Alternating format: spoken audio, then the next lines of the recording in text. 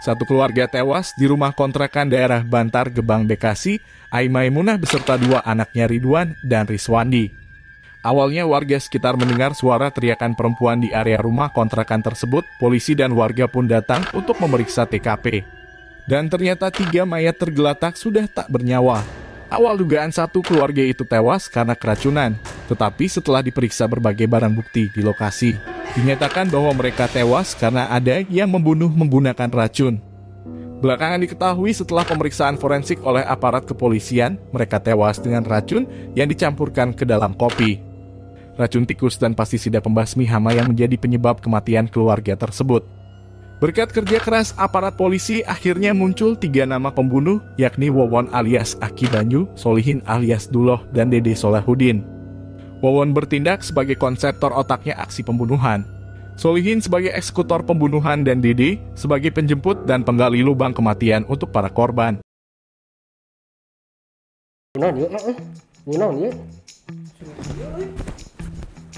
Itu bau ya mah. Bau gitu, tina bajuna gitu. Cing ambuana lah ya, bau teh. Bau bangke.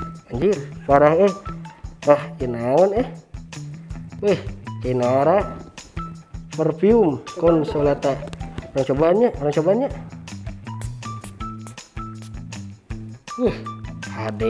Headed Vision ye produk Headed Vision. Oh iya mereknya. Inara Consolata.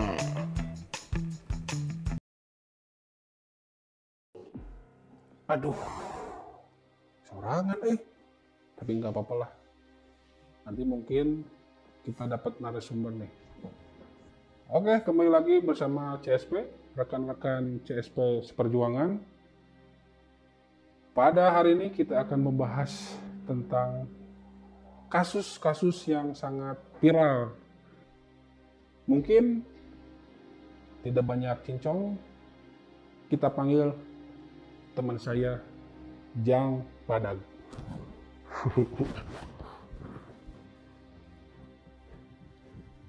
Bisi keramik no muka power Kenapa kecugak? Lain pan saya terus kadang kemarin ada kasus Wawon CS Ya, kan gali rumahnya teh alibinya mau bikin spiteng hari pakte. ya buat ngubur korban-korbannya di dalam rumah. Makanya saya tuh ngecek lah di dia bisa keramiknya no muka kan power Ya, bener. riwang gitu. Oke, baik. Jang Badag nih, akhir-akhir ini kita dihebohkan ya dengan fenomena kasus yang cukup viral ya di berbagai macam medsos itu menyajikan berita tersebut. Jadi ada satu orang kakek nih, dia itu salah satu otak pembunuhan berantai ya. Nah, aki-aki, tapi tenaganya juga itu pemuda gitu ya. Dia sampai ngebunuh beberapa belas orang ya. Nah, si aki-aki ini namanya itu Wawon ya. Dia memiliki ajudan ya. Won teh bukan pemenang. Itu Wawon itu Kan Won. pemenang. Iya, berarti Won pemenang berarti. Benar. Juara ya, aki-aki juara. Nah, itu aki-aki juara berarti. Jadi begitu ya. Yang saya perhatikan nih si aki-aki ini, dia dengan tidak punya perasaan membunuh istri, mertua, bahkan anak kecil yang berumur 2 tahun. Itu dua-duanya dihabisi. Dan yang menghabisinya itu dia menggunakan kaki tangannya. Waduh. Itu masuknya psikopat lain, bro. Sepertinya seperti itu. Karena ketika diinterogasi oleh penyidik itu kayak kalau orang normal itu biasanya nangis gitu. Aduh, saya Ngerasa salah. Aduh, biasanya yang normal. Tapi ini dingin gitu ya. Nah, mungkin Bang Jang Jago ini bisa menjelaskan dari sisi Yang Badag. Iya, Jang Badag, maaf. Jang Jago ayam betul. Ayam Jago tadi di beda. Pak RT. Oke, silakan Yang Badag. Jadi gini Jang Pisannya, kalau saya menilai, ini kita runut dulu ya dari awal.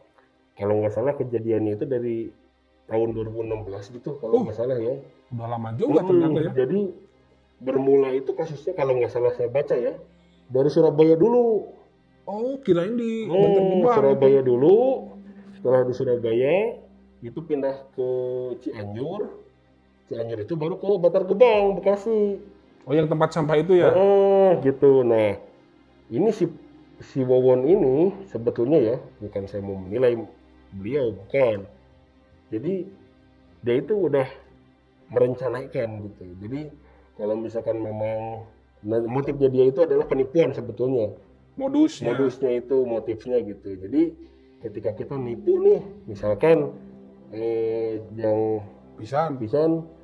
punya uang ya 1 juta gitu, ngomong ke saya teh, saya itu tawaran ke Jang Pisan teh, arek wah nitipin duitnya ke saya, namun misalkan nitipin ke saya 1 juta, insya Allah ke balik dia bisa jadi 2 juta. Wush. Jadi melipatkan melipatkan Dan dana gitu, melipatkan dana. Nah, ada orang-orang yang percaya, memang dikejarnya adalah orang-orang yang tidak mengerti dan percaya hal-hal tersebut gitu. Nah, Mistis berarti ya? mistis sampai yang saya kaget itu nominal perputarannya sampai 1 M. Wush. Ngeri kan kalau seperti itu gitu, apalagi ya notabene orang tua lah gitu ya, orang tua usia 60 tahun ya kalau nggak salah. Betul. Dengan kapasitas seperti itu berarti mereka itu sudah berpengalaman dan sudah biasa melakukan hal tersebut. Berarti jam terbangnya udah tinggi ya? Gitu, makanya dia lancar-lancar aja gitu melaksanakan kegiatan-kegiatan tersebut. Yang saya kagetkan itu, jadi begini kasusnya. Setelah korban-korbannya menyadari bahwa mereka ditipu, akhirnya dengan keberanian si korban ya, karena ngerasa dia dirugikan, akhirnya ditemui lah si Wawon.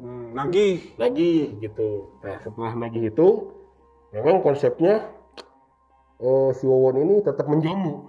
Tetap menjamu. Disuguhan gitu ya? Dengan dikasih kopi. Tak tong baik, lamun diberi kopi di mana wae bisa diracun. Untung tak resep kopi, resep susu. Nyusu mah resep. Oh nyusu, sebenarnya nyusu. Lain nyusu wae itu dinya. Nyusu atau malam Jumat sekarang. Kuduna ngobrol mistis itu. Oke, nanti di konten next ya. Nah jadi, setelah disuguhi minuman, jamuan kopi, kopi, ternyata si kopi tersebut tuh sudah ada racunnya. Nah setelah si korban sudah tidak sadar, entah itu teknisnya dikubur hidup-hidup atau dimatikan dulu di lingkungan di luar sekitar, maksudnya bukan di luar rumah ya, tapi di sekitar area itu gitu. Nah langsung dieksekusi.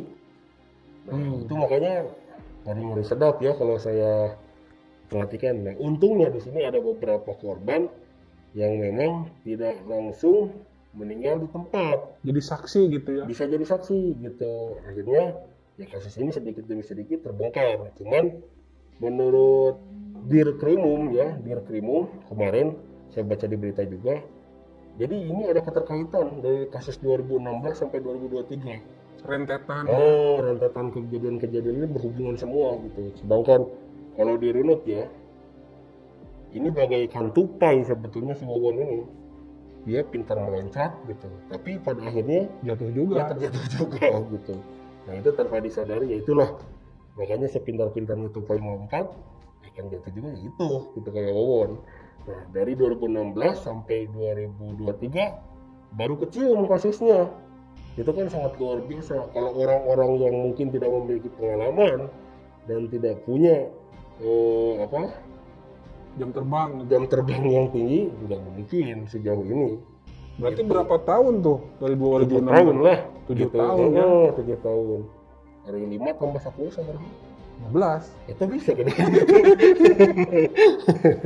Nah gitu, itu ya karena kalau dirunut ceritanya ya, serasa kita tuh lagi nonton film Korea gitu. Iya betul. Kalau film Korea kan seriesnya seperti itunya. Jadi secara teknis sampai orang psikopat dibikinnya alurnya halus gitu. Ceritanya halus, makanya bisa dibikin serial 1 sampai 15 paling sedikit. Paling banyaknya 30 gitu kan. Karena apa saya tahu, istri saya sering nonton gitu. Nonton serial Korea gitu. Nah, kalau kita runut ya hampir mirip lah dengan cerita-cerita film Korea gitu. Cuman ini versi lokalnya gitu. Nah, apa sih sebetulnya yang saya pengen diketahui dari Jang Pisan gitu ya. Ya itu sama halnya kayak yang tadi yang sebelum podcast ini saya sampaikan. Apakah harta sama kekayaan itu bisa menjamin kesenangan? Nah itu betul Gitu. Apalagi dengan nilai 1M loh. Itu bukan bercanda gitu. Coba gimana komentarnya? ya itu. Jadi mungkin di masyarakat di zaman modern ini ya masih ada juga yang percaya dengan hal tersebut ya. Yang saya punya prinsip begini, yang namanya kita ingin sukses, ingin kaya misalnya kalau kita ingin secara material, nggak mungkin didapatkan dengan cara-cara instan. Iya. Walaupun ikut pesugihan ya, itu tetap aja itu nggak akan lama, itu sangat limit, nggak akan lama sampai berpuluh-puluh tahun atau ratusan tahun pasti dia mati juga ya. Entah itu keluarga kena tumor, pokoknya endingnya itu nggak akan indah gitu ya. Iya. Nah mungkin dari sisi pendidikan gitu ya harus lebih diedukasi gitu, masyarakat itu jangan ingin instan. Ya kalau ingin kaya misalkan dari sisi dia bahagianya dari sisi material, kerja keras gitu. Nggak akan ada yang ceritanya. Tapi ya hari itu teh apakah pengaruh dari sosial media gitu? Karena kan ada juga nya beberapa artis atau pejabat lah gitu ya, atau orang-orang yang mapan di kekayaan ya sering share gitu kan di channel-channel atau di konten-kontennya, dia pakai mobil bagus, pakai pesawat gitu kan. Apakah itu mempengaruhi brainwash-nya dari orang-orang di lapangan gitu ya? Bisa jadi juga sih itu sebagai indikator juga, karena ya itu kan mereka itu yang menampilkan di medsos kayak tajir terus borjuis, dia nggak tahu prosesnya itu seperti apa. Jadi dia hanya melihat di ending. Nah coba kalau tanya gimana sih bisa kayak gitu, ternyata kalau digali kan itu berdarah-darah ya. Nah bahayanya orang yang melihat itu di endingnya, dia tidak melihat proses. Itu prosesnya. Nah, yang suka kedukun-kedukun itu dia nggak ingin proses panjang. Bisa tanya dulu, yang bisa percaya sama dukun gitu? Percaya yang namanya gaib, tapi saya tidak mau mengimani. Karena kalau mengimani itu jadinya musyrik gitu ya. Nah, ya. Di zaman sekarang itu ya masih ada, bahkan saya pun suka lihat juga ya kalau misalkan di era pemilu gitu ya, suka ada juga yang pakai gitu. Saya pernah juga punya bos sebelum ini berbagi pengalaman aja ya. Boleh. Kalau saya mah dulu konsultasi itu sama gitunya tahun 2010 ke bawah, ketik reg sekian. Oh iya, zaman SMS itu. Nah, itu kan ada juga Mama Loren. Iya, ngecek ngecek jodoh, ngecek kekayaan, ngecek itu kan secara tidak langsung orang-orang itu kan dibodohi dulu gitu kan, dan akhirnya terbuka ternyata yang mereka ikutin itu salah. Nah kan secara logikanya dengan seperti aja itu salah gitu, apalagi melipat gandakan uang gitu. Kenapa bukannya jadi kemajuan malah jadi kemunduran gitu loh maksudnya. Nah itu gitu. Dan itu sebetulnya ini kejadian bukan pertama kali, itu beberapa belas tahun yang lalu itu ada rentetan kejadian seperti ini, dan modusnya sama, itu ingin uangnya menjadi ganda dan ujung-ujungnya mati juga pasiennya itu.